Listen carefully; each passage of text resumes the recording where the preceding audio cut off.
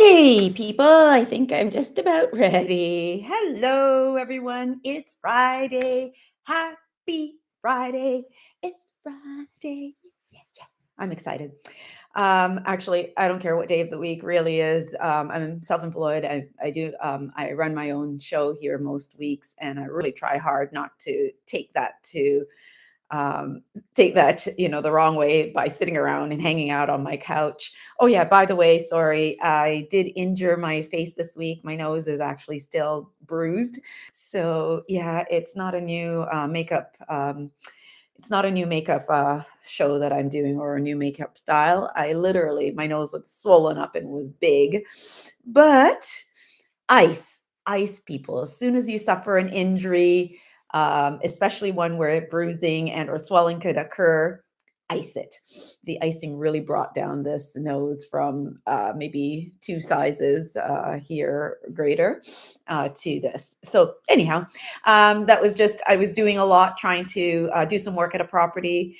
Always trying to get things done myself where possible, especially when it has to do with using my creative abilities. And so trying to hold some stuff above my head, and one item or two was loose, and it was a metal object, so it just fell down on my nose, and my nose broke its fall. Actually, it saved my car because I think it could have hit my car instead. So I think I would have rather it hit my car than have this bruise and damage to my nose. But anyhow, I don't know. I might have cried if it was my car too. I did actually cry because when it hits your nose like that, it's almost instant tears to your eyes. But I handled it, moved on, and yes. So anyhow, Friday again. So back to it took me some time to come on here just to get onto YouTube. I'm actually on YouTube today. So on Fridays, you can always find me on YouTube here as well as Instagram. On Mondays, I'll be live on my wealth building in real estate group, Facebook group, and on Instagram. So I'm excited just because, I've had a pretty good week, lots of great things. I wish I could hear from some of you. Tell me, what was your week like? What went well? I definitely had lots of not so great things, but the positives and the great things outweighed the negatives. So, and that's what we have to be like. Mindset is key in this game. It's key in life, key in real estate, key in business. And so today, my goal is always to bring to you just what's going on in the market.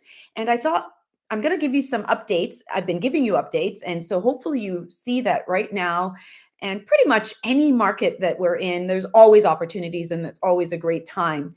But I was on Reddit, and I'm sure many of you go on to Reddit as well. I was on Reddit and I saw this question. I thought, you know what? I think there's lots of ways to answer it. I see people giving their advice and their input. Now, I don't know all the circumstances, but this is what the person said. My mortgage term is up next May, right? 2025. And they called their lender, and their lender said if they break the mortgage now, they have to pay 4.6 thousand in fees, right? So not bad. I've called the lender before and they've told me I've got to pay 30 or 40 grand. And I'm like, yeah, no, thank you. But for 4.6 thousand, so less than 5,000, not so bad. Their mortgage payment and all their expenses, when total, I think it says including their utilities, come up to 3K per month. So I don't know. That's like, it's 3,000 a month, and pay 4,000 now to get out if it's the best time. If I were you, whoever this person is that's asking the question, and or if it's you out there thinking, should I sell now? Because that's what they're asking. Should I sell right now, even though the market seems to be a bit slow? Or should I wait till the spring when, their mortgages, now there's no cost, the 4.6K is gone. And then they're just thinking out loud, would it be more beneficial to rent? Could they get something for less than 3,000 a month? Because really their expense is 3,000. So if they're spending 3,000, I don't know. I personally know that rents out there, it's likely that you're going to probably spend around 3,000 in rent. And at least in the property, if you keep it and hold it to the spring, which was my recommendation, is I would always try to encourage anyone to hold. And you didn't buy it for the short term. You didn't buy it, to sell as soon as things were rough, right? You bought it to do it for the long term. And so if you're in the game for the long term and there's no other extenuating circumstances like, financial challenges or income loss. And it does say later in this, they said that they do have a few months of capital. I believe I saw somewhere they have a few months of money to take care of the mortgage and or renting and so on. So it sounds to me as if selling right now may not be the option.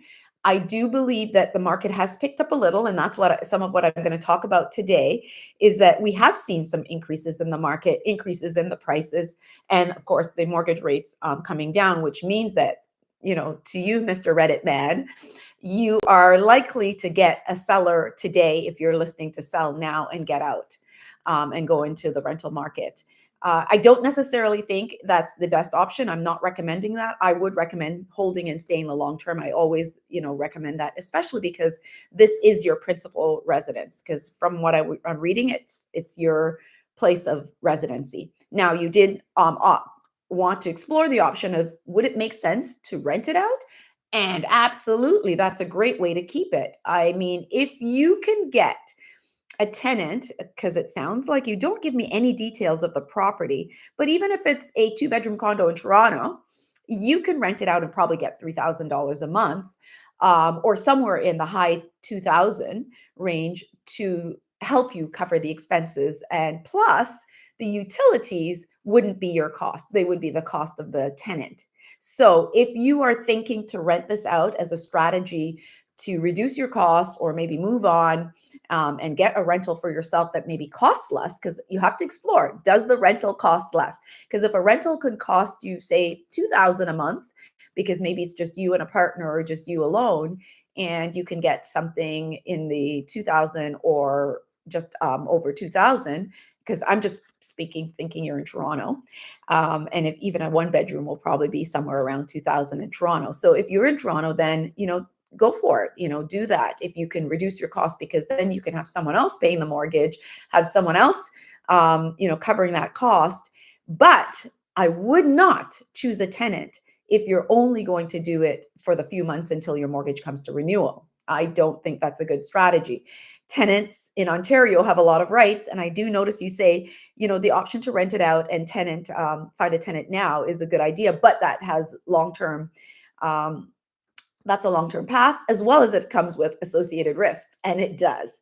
The risk, of course, renting in Ontario, where the landlord and tenant board favors the tenants over the owner, may not be the best strategy. But if you do decide to go that route and keep it long-term, especially not selling it in the spring, then make sure that you use professional property managers. And our company does offer those services and or have affiliates that we can help recommend to you. So if you're looking at getting it tenanted now, tenanting it now would be probably slower than listing it to sell. The tenancy market and the rental market seems to be a little bit slower. So even for you trying to find a unit, you might find that there's a little bit more on the market for you to find. But when you put your property on the market, there are so many there's so many choices that people have, especially because there's a lot of condos and there's still some new builds coming out as the time passes. So I do find that this tenancy market is moving slow. So when I list a property now, or we have properties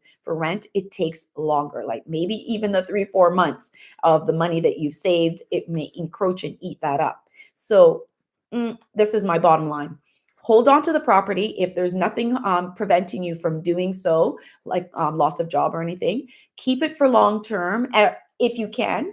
If not, at least keep it to renewal, because you'll reduce that cost. You don't have to pay that 4.6. I don't think the 4.6 is a hindrance, because I do think that the market is a little stronger now than it was over the summer, so that you could sell for a pretty good price if your property is a detached home, for example, and or a semi-detached home where it's newer and not, say 20, 30 years old or greater. I do think it has a better chance of selling similar to prices that you may have seen a couple years ago, right? Just depending on how well that product is held up and what type of product you have. So hold it if you can, even longer than your renewal. If you can't, then if you can't hold it and live in it, then consider renting it out using professional management or professional tenancy programs where you will get someone who's experienced, either a property management company or a realtor that can help you list and rent that place and get top dollars and good tenants, and not just anyone. You would want to get a good service that someone and others have recommended so that you have success. That's my recommendation. But if all else fails, and this is, say, for example, a condo, and it's it's something that you don't want to hold on to. Condos are not moving very well right now, and they're not going to appraise very well either. So that would be another reason why renting it out might be a better option. But if it's a semi-detached home or a detached home, I think you have a really good chance of selling it for pretty good pricing right now, especially if it's in the GTA. So I hope that helps.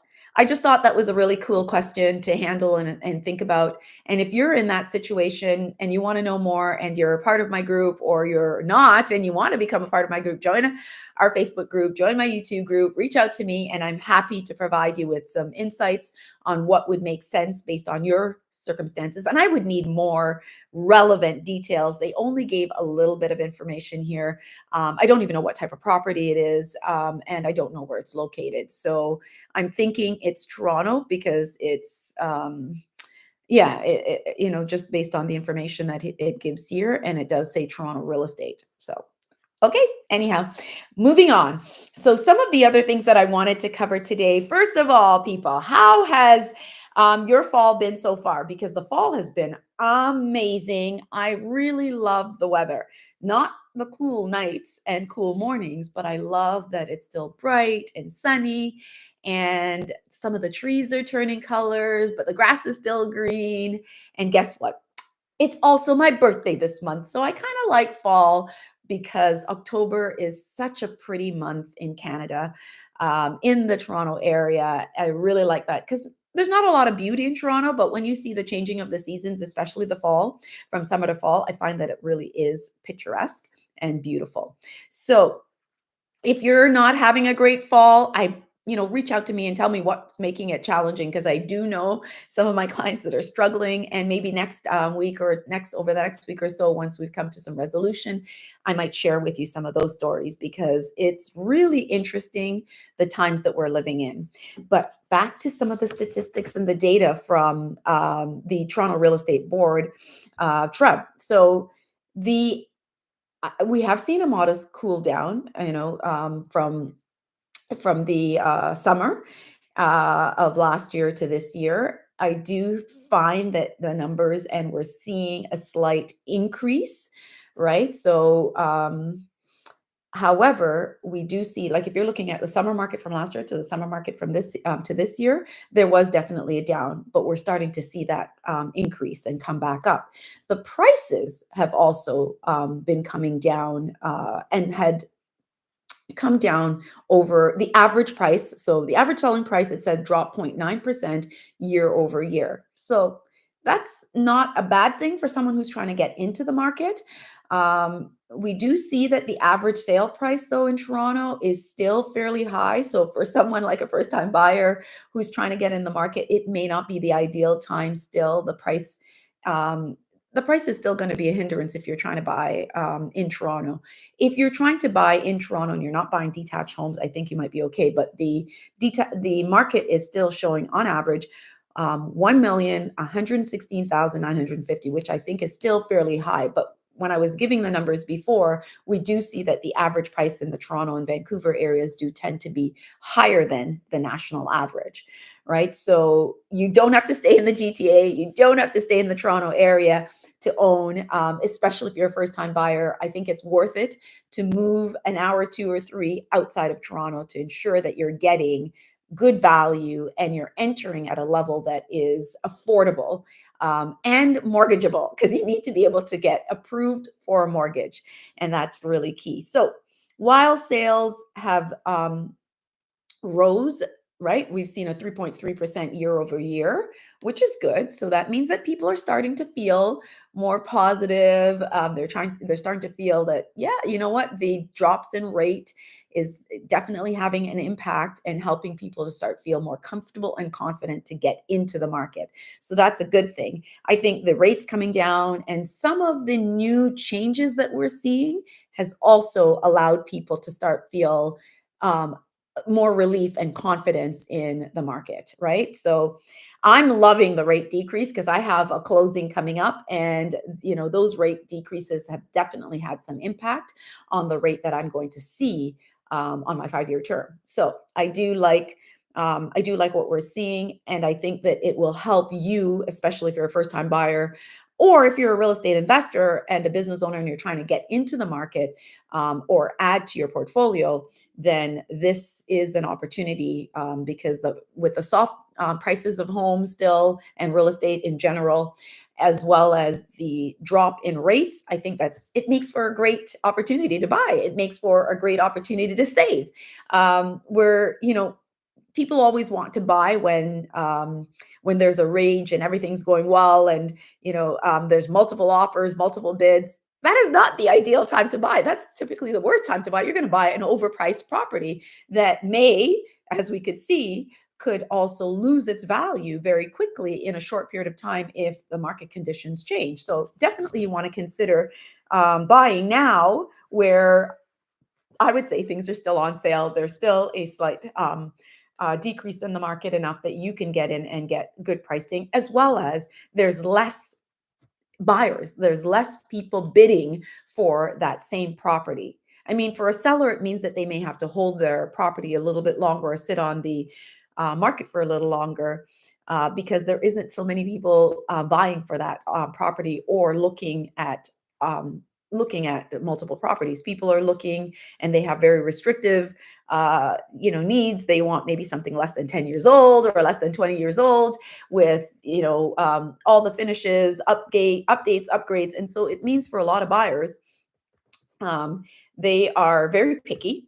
And a lot of the sellers that are out there sometimes aren't doing the work to prep their property to sell. So it's still a great time to negotiate, because if a property is not in good condition, not looking spick and span and beautiful and updated and all the things that people are looking for, it has it has modern features, it has maybe in-ground sprinklers or garage door openers, or maybe it's a high tech home, right?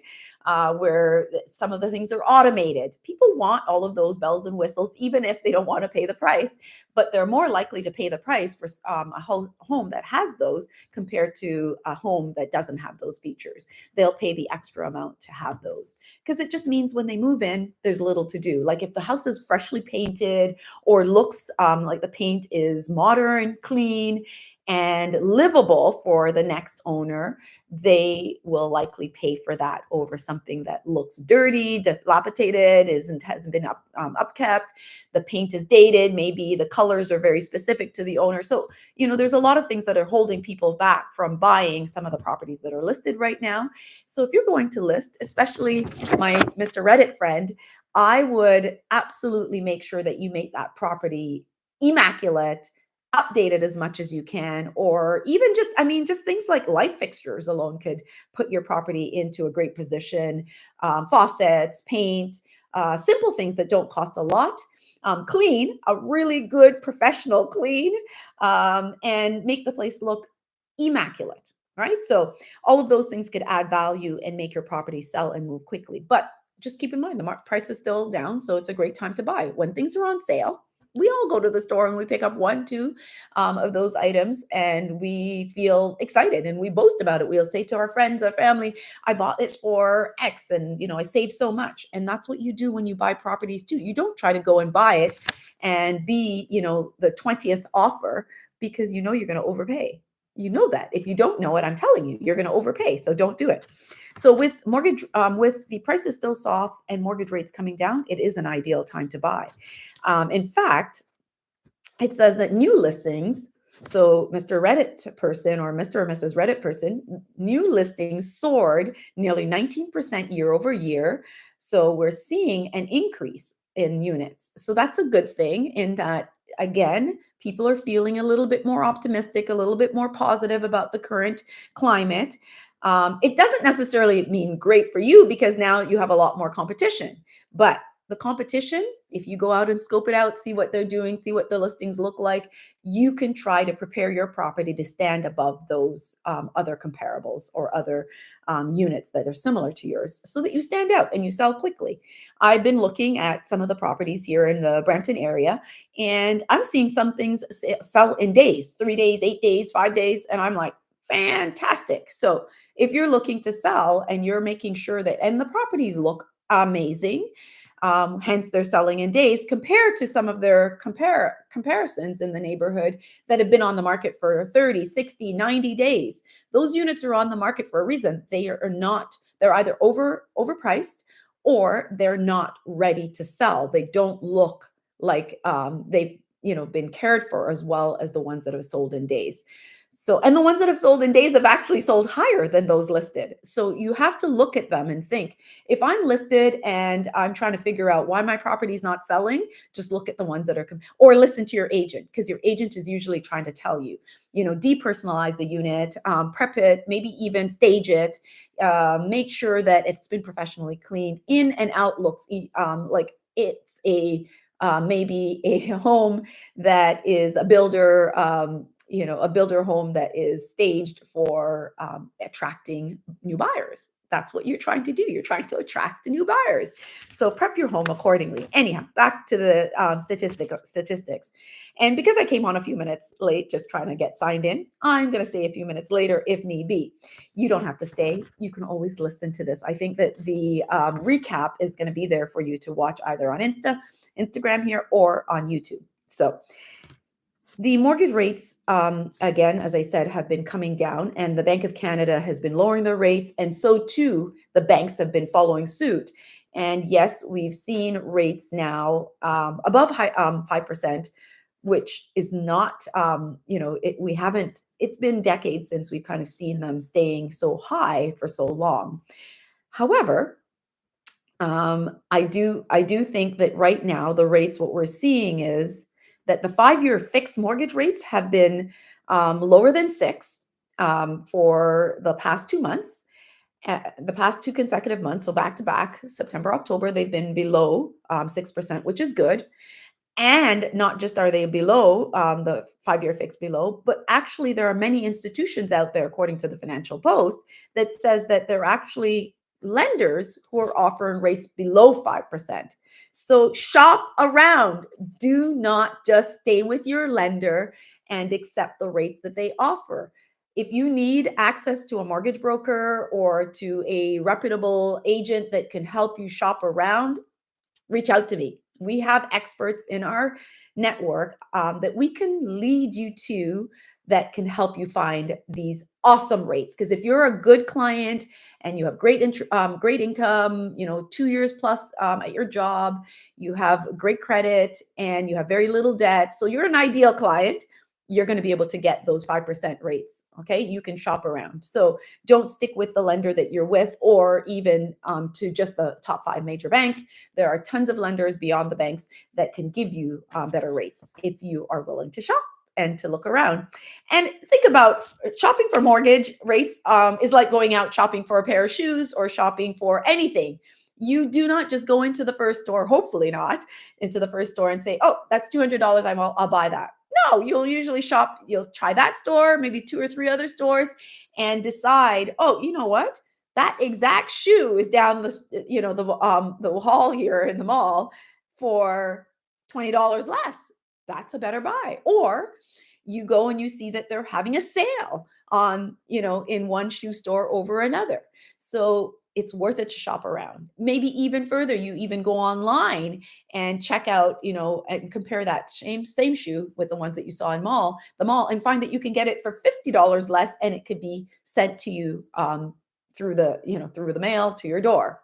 You didn't even have to go to the store. So just be aware, shopping for mortgage rates is very similar to shopping for anything. You're looking for the best product, the best price, with the best features to meet your needs over maybe a year or 3 to 5 years. Now, I'm still recommending, I know that the 5 year rates are coming down, but I'm still recommending that if you can stay in a 1 or 2 year term, it's probably better because as the rates come down further in 2025, you can exercise that opportunity to get access to those better rates. Those better rates will be huge savings, huge. If I mean we're down a quarter point, it's maybe not more than 50 to $100, but if we come down a whole point, that could be hundreds of dollars that you're saving. So and you can knock off and shave off years on your amortization so that it makes sense for you. It's a win-win. You're going to have more of your money that you're paying out monthly going towards your principal and less to the lender in interest costs. So just keep in mind that the environment has been improving. So if you're thinking to start getting back in and start shopping and looking, we also have access to realtors that you can work with. My daughter, Christiane Williams, has just recently got her license, and I'm really excited for her. I've been saying to her, I did not ask her to get her license. She chose to get her license. And so I'm all about supporting her, and I'm looking forward to seeing her successfully sell.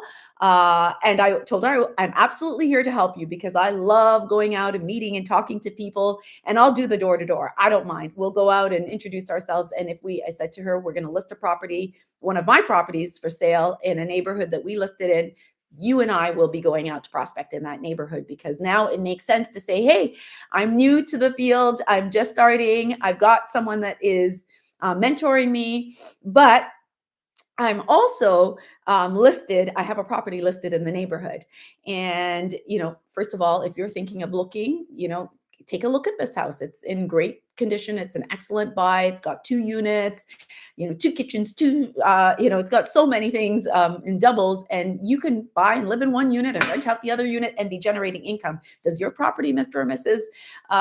Neighbor, provide that? Because maybe it doesn't. And so all of a sudden she's getting possibility of introducing herself to other clients who could be thinking about selling or looking at selling, and then she has opportunities to sell more. She's very young. She's just getting started. She's actually, she's been modeling and doing television commercials and things like that for the past few years, but just decided that she wanted to build and add other things to her repertoire of, skill sets and income generating sources. So yeah, if you need an agent, I know several good ones, not just my daughter, but several ones that I've worked with for years and ones that I know that are reputable and I could recommend easily. So don't go out to buy a home on your own without an agent. You need someone in your corner, someone who can help you. And don't list your place without an agent either, because you need the support of an agent. And so if your agent's saying, Andrea, you know what? It's better if, a black room or a red room is not really appealing to everyone. Could you consider painting it? Say yes. They are your mentor and your coach during the sale, the process of selling your property, and they know what buyers are looking for. And so they're helping you as a seller prepare to have your home sell quick and fast. And if they say, take down pictures, put this up instead, or let's stage, do it. They are your coach. Okay. It's like trying to learn a skill or a sport. The athlete doesn't tell the coach what to do. The coach tells the athlete what to do. So please make sure that you use your realtor and your agent to be your coach to get that property sold. So if they're telling you, because I know that the ones that didn't sell yet or didn't sell in days and it's still been listed for 30, 90 days, they are not listening to their agent and they're not doing the things that they need to sell that house. It's not you that's going to live in it anymore. It's the next person that's going to buy it. So you need to prep it for that person, and you need to make it look like what that person wants and expects. That's my coaching there on listening to your experts. And I prefer to listen to experts than to think that I know everything. I don't. I come from a school teaching background. I'm very knowledgeable about a lot of things when it comes to teaching kids in school. I've even taught adults, but I don't know everything. And I tell my students, if I don't know, I'll get the answer or I'll find a way to get the answer. So we are experts in specific fields, and we have to use that expertise. Our mortgage agent is that expert. Our realtor is that expert in those fields, and they can help us successfully transact and get the best mortgage with the best rates and the best terms, and or sell our home at the top price that our home could go for, and quickly so that you have to listen to what they say. Okay, so even though the market has and the rates have dropped and there has been a slight surge in more properties coming to the market, it's still we're going to see more changes in the upcoming months and the upcoming year. So don't take, if you don't have to, a 5-year fix, because the 5-year fixed are still going to stay slightly higher. And my understanding from the experts is that we're expecting the rates to come back down below 4. So why lock in at a 5-year term at 6 or 5, right? When you could potentially get that rate down to 3 something. Okay, it's probably not going to come back to the ones and twos that we formerly saw. I remember many years ago, I had a mortgage with TD and it was 1.65%. It was incredibly low. I had prime discount because I had a variable rate mortgage, prime discount like 0.6 or something like that, or 0.4. And so my rate was like incredibly low. And I didn't change the mortgage payment or frequency or amount, and it just knocked away at the principal until a few years ago. I took out a lot of the principal and I used it to invest. So you want to learn how to build wealth, I can help you do that too. Just talk to me and reach out to my team, and we'll help you work on that. But back to the numbers before we wrap. I'm going to wrap with one more stats. There's many opportunities that if you have an existing property and you're trying to find ways to generate more from it, or you're buying an existing property resale, the Toronto board is encouraging council and encouraging the city to adopt and allow units to be built, 4 units to be built in 1 unit, which is phenomenal. You have a 1 unit property that you turn into 4 units. If you live in one, you can rent out the other 3 and generate huge returns, enough to maybe not even have to pay any of the associated mortgage and taxes with that property. Maybe you're responsible for some of the utilities if you're not in the Toronto area where you're getting premium rent. But if you're in Brampton, Mississauga, you're still getting premium rent in the GTA. So you'll likely be able to live rent free if those are if you can make a 1 or 2 bedroom unit and rent them out. So they're finding ways to scale on what their requirements are. So having 1 staircase lead to each of these 4 units, instead of making multiple, staircases. So reducing the amount of work required and the cost required, and improving the ability for potential homeowners, builders, small-time builders to create multi-units, and maybe even big builders, because maybe they want to do 4 and 5 of these units at once. Because I'm working with a team of individuals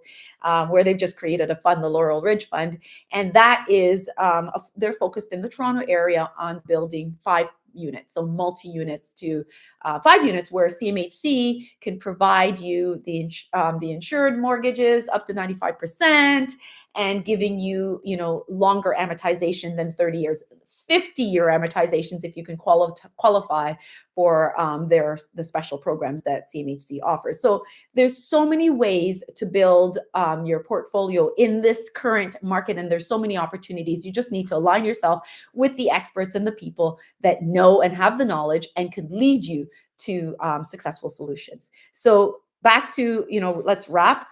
Mr. or Mrs. Reddit, your property is a asset if you want it to be. And so if you can't live in it and you need to rent it out, rent it out. And get premium rent, find professionals to help you do that so that you get the best tenants, the best income for that property. But, when we're wrapping with some of the stats today, I continually see improvements in the environment. I continually see improvements in the market, opportunities to buy with a slow market still and the prices slightly down. It's an excellent time to buy and get in, even to make a lateral move. If you're trying to sell your property, you probably can sell it for a really good price and then move into something where you're probably getting some savings right now. Now, if you have a mortgage that's still a few years into the future, it may not be the ideal time. Just like I said to Mr. Reddit man or Mrs. Reddit, you would be better off holding on to it, maybe renting it out and then looking to sell it later, or stay in it until you can sell it. I just know that there's opportunities, and if you're looking to scale and grow, this is an opportune time to do that. I also have an event up and coming. So I think on Monday, if there's some stats here that I want to share and I didn't get. Oh yes, there was one other point I wanted to make. With another important part of the housing formula is this connection to public transit. What people want to do, especially people who are moving out of the city, they want to be able to have access to getting back into the city, because some of them work in the city or some of them have family and business in the city. So they're encouraging to get closer to creating this crosstown LRT that will allow the connection of multiple cities and cities that are, east and west of Toronto. So I think with those kind of opportunities, I think it's the opportune time for you to get in, because if you buy into the market now with all these improvements coming, it's only going to increase the value of your property. And if you're buying now, say at 1 mil or 800,000, as the market picks up, you're going to see equity appreciation on your property. And that's how you build wealth. You build wealth by buying, getting in the market as soon as you can, and just letting the market do what it does and allow you to see the appreciation on your property, because either transit gets built and connects you, or built around you or near you, or the malls or the schools, or all those different amenities that allow for increased value in your property. Because your property, I bought a property, the one that I'm sitting in right now, bought it 21 years ago. I bought it for, I think it was listed at like 295,000 or something. And I got, with the upgrades and everything, I bought it at 305 today. So that 305, and I thought that was such a stretch. It was such a big number. My husband and I was like, oh my gosh, but we made it happen. And then today, 20 something years later, we still own the property, and its last appraised value was just shy of 1.7 mil. We didn't do anything. The neighborhood got developed. The plaza got put in. The schools got put in. I mean, initially, my kids couldn't even go to school in the neighborhood. They had to travel a little bit to get to school. But eventually, they built schools. They built a community center. They built the plazas and the malls. And now they're building more houses. And so all of those things just happened and they developed around us. And I remember this neighborhood when I was in high school. No, sorry, when I was in university, I used the neighborhood because it was country fields. I used it to do my astronomy classes, come out and do my, scoping of the skies and collecting, data for my science projects in university. And then it became where I eventually lived. But it just changed. It went from farm fields to a huge community that became something that I could not have fathomed and even anticipated when I was buying so many years ago at 300,000. I didn't know that it would change to that. I knew that real estate was a great place to build wealth. And I've heard people say it's not the only place that people become millionaires. No, it's not. But it's the way I became a millionaire. That's the way I was able to do it. There's so many other ways you can do stocks, crypto, and all those other things. But what I found, with very little money, I could start with 5% down. I could start building wealth. And I didn't have family that could hand over to me 100 or 200,000 to go and buy a property. So, or even 20 or 30,000 back then. So I had to save it and set it aside and do it myself. So you probably have to do the same. If you need a plan, if you need a blueprint, talk to us. We can help you. I'm going to stop yapping. It's Friday. Happy Friday, people. Have a great day. And I hope your weekend is fabulous. I will see you on Monday. I'll be back on, it'll be Wealth Building in the Real Estate on my Facebook group. Any one of you can join and learn more about what we do and how we help people build wealth in real estate, or use their expertise to help them build and scale. So enjoy your weekend. See you on Monday at 6 p.m. I'm also here on Instagram as well. And our next event, our next live virtual event, will be November 14th. So it's a 3-in-1. We'll have 3 different experts sharing their passive investment vehicle to give you opportunities. If you want to invest and generate income through other sources, we can show you how to do it through those different means. And I'm excited to host it. It's an excellent way for you to gain knowledge, so that when you're ready, hopefully you're ready. If you're not ready, but you're, getting on track, when you're ready, you'll have access to different experts that you can work with through our company. Take care, everyone, and have a magnificent day, a fabulous Friday, and a great weekend.